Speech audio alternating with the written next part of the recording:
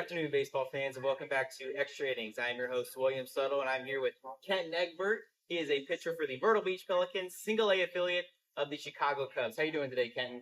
Good, man. Thank you for having me. No problem. Thank you so much for being on. Like I said, we are here in Myrtle Beach, South Carolina. Extra Innings hit the road this summer, and I'm so glad we get to speak with him. He is from Kettering, Ohio, and went to Miami of Ohio, where he played college baseball at. So, starting out your time with Miami, how important was the decision to go to Miami to get you to where you are today? Very. I kind of look at it like I didn't have a whole lot of options. It was kind of the only one, but I knew that I wanted to go D1, and that was the next step of my kind of progression as a baseball player. So we just, rode with that, and then I got super blessed with some amazing pitching coaches there, and it's history. And it's all about who you meet along the way. I mean, you come into college as a young pup, you don't really know much. You probably could have been the stud at high school, or, you could have went to a small school. But it's like once you get to college, you have a plethora of just help and knowledge to, help you succeed and get to where you want to be.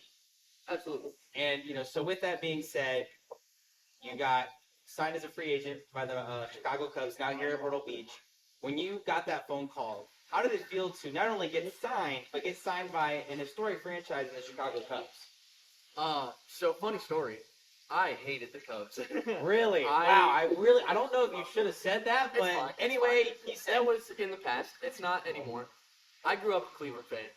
Oh. I was Indians, Guardians fan. Yep. And, I struggled to forgive the Cubs for 2016. That was a hard one. I had some beef with the Cubs, and then but now they're your employer, so exactly. that hate's got to go away. Oh, it did. It's the snap of a finger. It was one phone call, and I was like, oh, okay, the Cubs are my favorite now. Yeah, like, I'm a Cubs fan. I'm just minus 2016. Exactly. Hey, that's the fun stories that I like uncovering when I do these, because, not many people would know that you're a Guardians fan and know your hatred of the Cubs, and now you're, a Chicago Cub. And it's funny because I'm actually a Cubs fan, so this is the first Cubs player in the organization I've got to speak with, and it's funny now that you used to hate the Cubs. Look where you're at now. You're here in Myrtle Beach, South Carolina, playing baseball for a living. And with that being said, down here in Myrtle Beach, you spoke previously in a podcast about how you liked being close to home at Miami, Ohio. You then made that leap. Now you're here in Myrtle Beach. How has that transition been like? Because now you are very far away from home. Yeah, if I'm being honest, it wasn't too crazy. I think it was just being close to home like that was a luxury that I had, where it was like, okay, I haven't been home in a couple months. I miss my dog, I miss my mom. Yeah. I want to talk to my dad.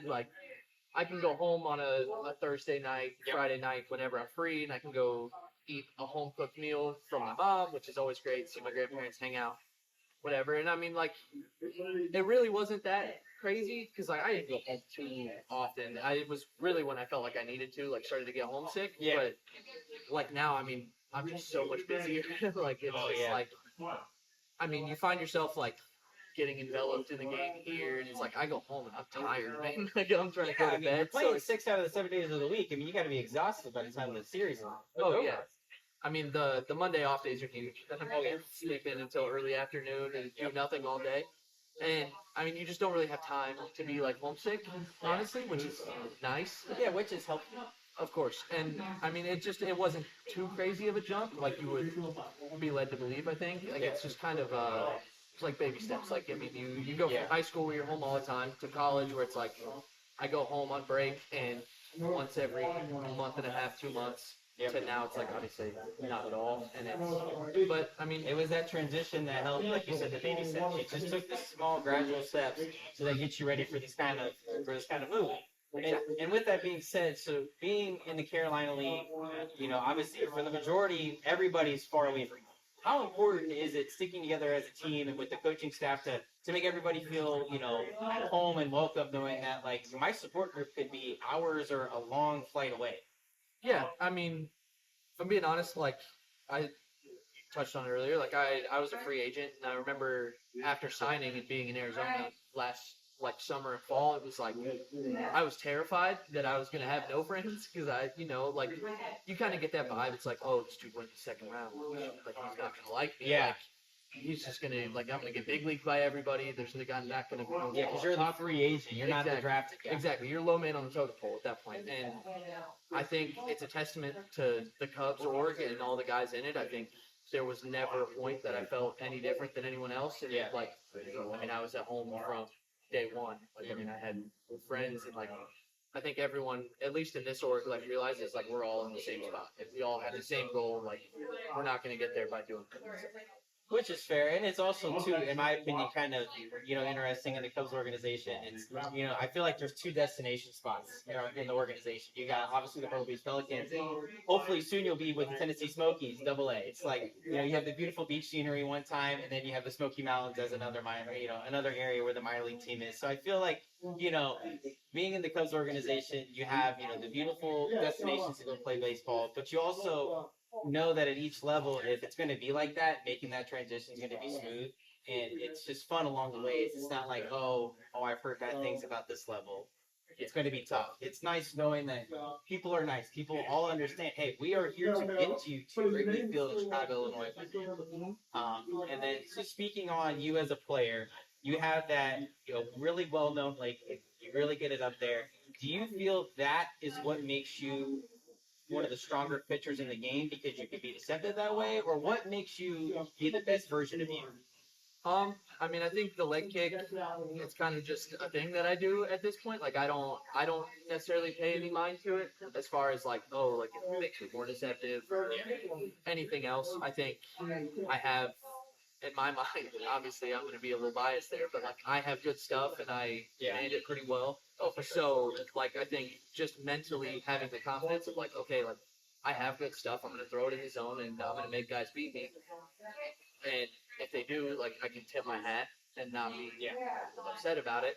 I think it's just a lot of like the mental side of it where it's like, okay, like having the confidence of like, okay, I belong here. I am good enough to be here. I am like, and obviously that's step one. And then now it's like, you get into the point where you're like confident. You're like, all right, I'm going to beat this guy. Like there is no like, like I'm trying to like establish myself. Like obviously that's always going to happen until you're a big leaguer, but it's a lot of like, I feel like you prove it to yourself, and then you're like, all right, now I get to go have fun. Like I get to go just enjoy the fact that I get to play baseball every day. Yeah. Where it's like, I mean, like last night was a rough one. Like, I mean, I threw up 3 zeros. I only went 3 2/3, but it was like a clean inning. Where it's but you were getting out of them. That's exactly. And it's like those types of outings that are like really like those are fun. Man. Like they suck when you're doing them. But those are the ones that you look back and you're like, man, I like grinded through that. And like you can look back and be really happy with yourself where it's like, that's my bad day. I'm not upset about it. Yeah, what's the worst that's gonna happen? You got yourself out of those. And it also gives you that confidence of, hey, I can get out of a jam. I don't have to be, pulled in the middle of the inning to get help. Like, I'm able to get through them. I'm getting the outs, whether that's a strikeout, fly out, ground out. So, I mean, it's a really positive way for you to look at it because some people could be like, man, I can't buy a clean inning to save my life. I'm never going to make it. But you're like, no, like, if that's the worst pitching outing of this month, that's awesome. Yeah, and I think it's also a testament to George and Buddy and Gavino, where it's like, they, like, will let you ride through that. Where it's like, they have the confidence in me to do that. And it's like, when I'm going through it, and I mean, third inning, bases loaded, 1 out, and it's like, I don't even get a mound visit. And it's like, okay, like, they know that I can do it. Why shouldn't I know that I can? You know what I mean? And they're the ones that are watching. Like, they see everything. And they know exactly when they should jump out or not jump out. Exactly. Well, it's really interesting, to hear you say that, because hopefully, any youth pitcher that may stumble on this video can kind of, get that same kind of, just because I'm in a jam doesn't mean I can't get out of it. It doesn't mean that can't also be a bright spot in my young pitching career. The last thing I kind of want to leave you with is just, we have spoken with Jake Wood before, who went to Miami, Ohio. So just curious, knowing that, Miami, Ohio isn't like the powerhouse of baseball, which they are phenomenal with the MAC, but not everybody's getting drafted every year. Has the few that have been drafted from Miami, Ohio, reached out to you, helped you, guided you in any way, or has there been somebody else in minor league baseball that's kind of put you on their shoulder and helped you out a little bit on the way? I mean, like kind of like I said earlier, like a lot of the guys within the Cubs org are like really good. Like even the higher level guys, like I can remember a conversation that I had in spring training. I was throwing a bullpen, and I was working through some kid and stuff, and we were messing with me out of the stretch a little bit. Like, Yeah. and you see that I have like a little bit of a leg kick out of the stretch. I used to not do that. I used to slide step only, and I was struggling with some command.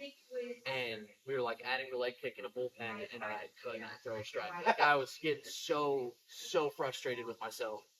And I remember being in the weight room after, and Ben Brown came up and talked to me. Oh wow. Like, yeah, like that kind of stuff where it's like that dude comes up and it's like, yo, you are good. Like, don't freak out about this. Like, it's a bullpen, you're fine. You're spring training. You are good enough to do this. Like, Wow. there's no reason to get overly frustrated with it for a prolonged period. Yeah. Wow. So that's it's fascinating because I know, like you said, we touched on earlier. Everybody's helpful and everything, but to have that examples in no matter what level you're at. So I'm glad that you've been able to have that because, like I said, you're free agent. You could have been pushed down. You could have been said, "Oh, you're not the drafted player." So it's nice knowing that there is that camaraderie, there's that friendship, and it is a family in this organization. So other than that, we thank you so much for being on today's episode, getting to know you a little bit more. Last thing I want to leave you with, because I know you spoke with the Myrtle Beach Pelicans broadcaster earlier this season. Have you been able to have your beach days on off days? I think I've been to the beach one time. Well, I mean, it's more If than I'm something. being honest, on my off days, I like to hang out in my room. I don't really leave. I like the air conditioning. Yep. Well, I know you mentioned it earlier that you were looking forward to just laying out on the beach and you're just enjoying it. So I was curious if you've finally been able to enjoy it. Yeah, I've been out once or twice, but nothing crazy. Usually, I mean, you're outside all week. It's hot. Like, I'm taking my off day and I'm making it an off day. I'm doing nothing. I might go to the store. That might be the most I leave. I'm out of something. All right, that's the only time I'm going out today. I'm done. Yeah, I'm over this heat. I'm out of water, so I gotta go get more. Yeah, you're like, dang it, I gotta go back out in this heat. Exactly. Exactly. Well, thank you so much for coming on this episode again. Once again, this is Kenten Egbert, pitcher for the Myrtle Beach Pelicans. We can't wait to watch you do really big things one day, man. I appreciate it, man.